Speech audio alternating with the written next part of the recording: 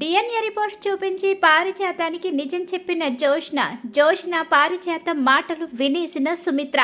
మరి ఇదంతా ఎలా జరగబోతుంది, నిజం తెలుసుకున్న తర్వాత సుమిత్ర ఏం చేయబోతుంది, అసలు ఏం జరగబోతుంది అన్నది వీడియోలో అయితే తెలుసుకుందాం. జోష్న గురించి సుమిత్ర నిజం తెలుసుకోవాలని మీరు కోరుకుంటే వెంటనే మా వీడియోని లైక్ చేసేయండి.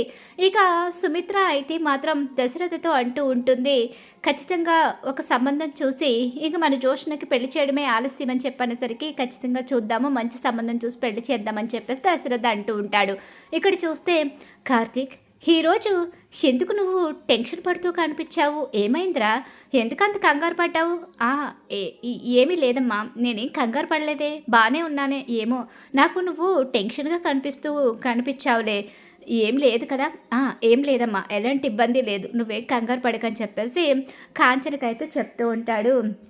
ఇక ఈలోగా దీప లోపలికి వెళ్ళిన తర్వాత, ఏమైంది బా, ఎందుకు అంతగా టెన్షన్ పడ్డావు అని చెప్పి అంటూ ఉంటే, కానీ ఏముంది, జోష్న ఏదో ఒక తలనొప్పి తీసుకొస్తూనే ఉంటుంది కదా, జోష్న కారణంగానే అలా ఇబ్బంది పడ్డాను అంతే అని చెప్పేసి అంటూ ఉంటాడు. నిజమైతే దీపకైతే చెప్తాడు. ఇక ఇక్కడ చూస్తే అసలు పారిజాతం అయితే మాత్రం మనవరాల్ని ఎంతో ప్రేమగా చూసేది, మనవరాలు చెప్పిందే చేసేది. అలాంటిది అసలు జోష్నను పట్టించుకోవడం మానేస్తుంది. జోష్న ఏదైనా మాట్లాడాలని చూసినా నాకు ఇప్పుడు సమయం లేదు, అలసిపోయాను అని చెప్పేసి అక్కడి నుంచి వెళ్ళిపోతూ ఉంటుంది.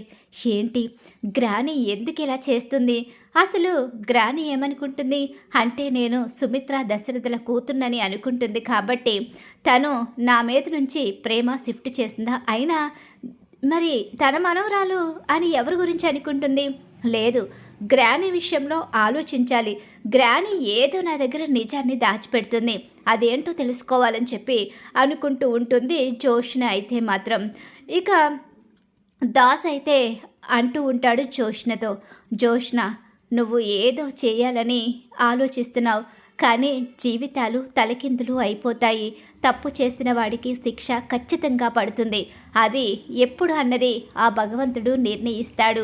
నువ్వు అత్యాశకు వెళ్ళి జీవితాన్ని నాశనం చేసుకోవాలనుకుంటున్నావు.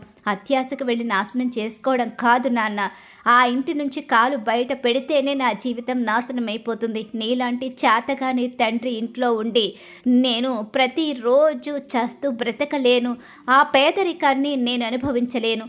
నేను కావాలని అడిగానా ఈ జీవితం, కానీ నాకు గ్రాని ఇచ్చింది, అలాంటప్పుడు నేనెలా వదులుకుంటాను అని చెప్పేసి అంటూ ఉంటుంది. కావాలని అడిగినా అడగకపోయినా ఆ భగవంతుడు లీలలే అలా ఉంటాయి. మరి పాపం పండిన రోజు ఆ ఇంటి నుంచి బయటకు వచ్చే పరిస్థితి కూడా ఏర్పడుతుంది. ఆ రోజు కూడా సిద్ధంగా ఉండని చెప్పేసి అక్కడి నుంచి వెళ్ళిపోతాడు. ఇక దాసు అయితే తన కూతురు అత్యాశ చూసి తన కూతురు అన్న మాటలు తలుచుకుంటూ బాధపడుతూ ఉంటాడు దాసు. ఇలా బాధపడుతూ ఉండగానే ఈలోగా కాశీ దాసు దగ్గరికి వస్తాడు. ఏమైంది, ఎందుకలా ఉన్నావు నాన్న? ఏం లేదులేరా. ఏంటి స్వప్న ఏమంటుంది? స్వప్న అబ్బాయిని పెళ్లి చేసుకోవడానికి సిద్ధపడిందా? ఏంటి నాన్న అలా మాట్లాడతావు? ఏమంటుందిరా స్వప్న? ఏముంది, తను నా ముందు నటిస్తుంది, కాకపోతే వాడినేం పెళ్లి చేసుకుంటుంది స్వప్న? చేసుకోదు. ఆ నమ్మకం అయితే నాకుంది, ఆ నమ్మకం నీకుంటే చాలేరా. ఖచ్చితంగా నీకు స్వప్న దక్కుతుంది. కాకపోతే స్వప్న మనసు ఎలా మార్చాలో, స్వప్నని కొత్తగా ప్రేమిస్తానని చెప్పావు కదా, ఆ ప్రేమను ఎలా కాపాడుకోవాలో మాత్రమే నువ్వు ఆలోచించు అంతే, మిగతాది నేను చూసుకుంటాను, నేను మీ మావయ్య ఉన్నాం కదా అని దాసు చెప్తూ ఉంటాడు. ఇక్కడ చూస్తే జోష్న పగ మరింత పెరిగిపోయింది. ఇప్పుడు నిజమైతే జోష్నకు తెలిసిపోయింది కాబట్టి జోష్న నెక్స్ట్ స్టెప్ అనేది చాలా సీరియస్గా ఉంటుంది. ఖచ్చితంగా జోష్న పెద్ద ప్లానే ఆలోచించుకుంటూ ఉంటుంది. ఆ ప్లాన్లో ముఖ్యంగా బలైపోయేది ఎవరైనా ఉంది అంటే అది దీపే. దీపని కంటికి రెప్పలా కాపాడుకోవడం అనేది చాలా కష్టమైన విషయం. దీప విషయంలో నేను అన్ని విధాలుగా జాగ్రత్తగానే ఉంటాను. రెప్పపాటు కనుక నేను అశ్రద్ధ చేస్తే దీప ప్రాణానికే ప్రమాదం ఉంటుంది. 2 సార్లు దీప ప్రాణానికి ప్రమాదంలో పడి ఇక బయటపడింది. కానీ ఈసారి మాత్రం దీపకి ఎలాంటి హాని జరగకూడదు. దీపకి ఏదైనా జరిగితే మావయ్య తట్టుకోలేడు.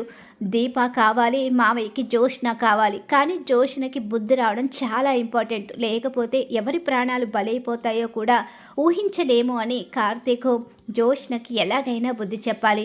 జోష్నకు బుద్ధి చెప్పాలి అంటే ఆ ఇంట్లో మిగిలిన వాళ్ళకు కూడా నిజం తెలియాలి. కానీ అత్త పరిస్థితి చూసి ఇప్పుడు నిజాన్నైతే చెప్పలేము. మరి ఎలా, ఏం చేయాలి, అసలు ఎలా ఈ సమస్యకు పరిష్కారం? కానీ జోష్న ప్రతి అడుగుని అబ్జర్వ్ చేస్తాను, ప్రతి క్షణం జోష్నని నేను కనిపెడుతూనే ఉంటాను అని చెప్పేసి అనుకుంటూ ఉంటాడు కార్తీక్. అయితే ఇక్కడ చూస్తే గ్రాని, ఒక్కసారి నేను చెప్పేది విను గ్రాని.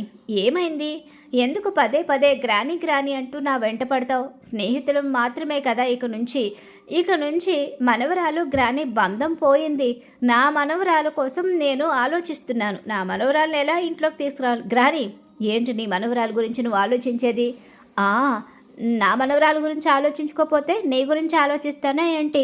ఇన్ని రోజులు అనవసరంగా నువ్వే నా మనవరాలు అనుకుని నా ఆలోచన అంతా నీ మీదే పెట్టి చాలా పెద్ద తప్పు చేశాను. అయ్యో పిచ్చిదానా, నువ్వు నిజంగా పిచ్చిదానివే. నేనే నీ మనవరాల్ని. చాలే, ఇన్ని రోజులు ఆ భ్రమలో ఉండే నేను నీ విషయంలో తప్పు చేసి నా మనవరాల గురించి ఆలోచించడం మానేసి నా మనవరాల విషయంలో చాలా తప్పులు చేస్తూనే వచ్చి నా కొడుకు అన్యాయం చేశాను. నీకు పిచ్చి పట్టింది. నిజంగా నువ్వు పిచ్చి దానిలాగే మాట్లాడుతున్నావు. ఏంటి నువ్వు నీ నోటికి వచ్చినట్టు మాట్లాడుతున్నావు అని చెప్పి అంటూ ఉండగానే ఈలోగా సుమిత్ర వస్తుంది.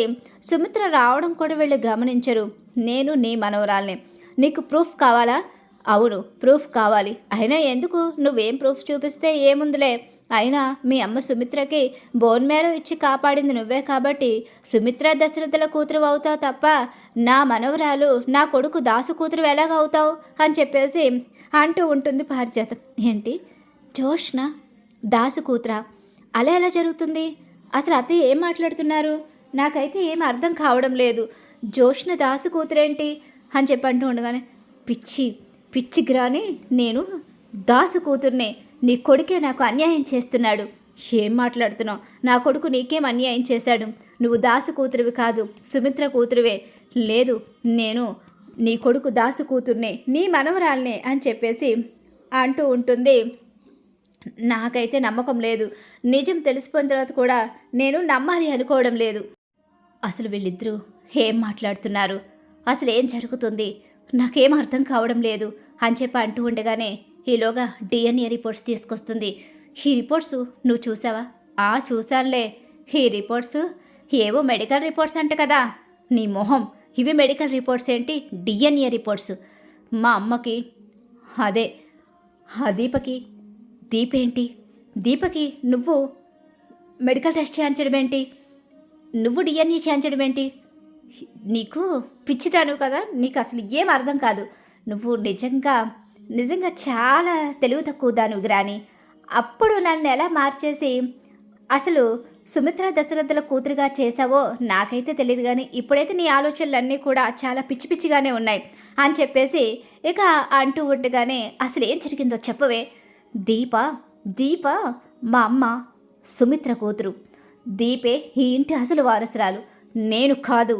ఇదంతా బావకి, నీ కొడుకు దాసుకి, వీళ్ళందరికీ తెలిసిపోయింది అని చెప్పి నిజాన్ని మొత్తం బయట పెట్టేసి నువ్వుకి ఎన్ని చేసినా ఎలాంటి ప్రయోజనం లేకుండా పోయింది.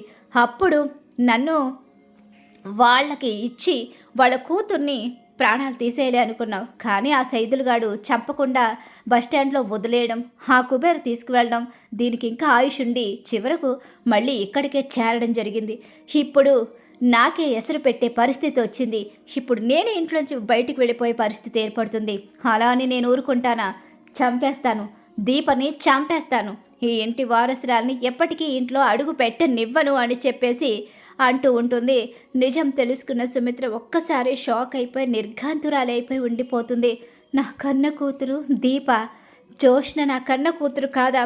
ఈ నిజాలన్నీ తెలిసినా నా కూతురని చెప్పకుండా నాకు దూరంగా ఉండిపోయిందా?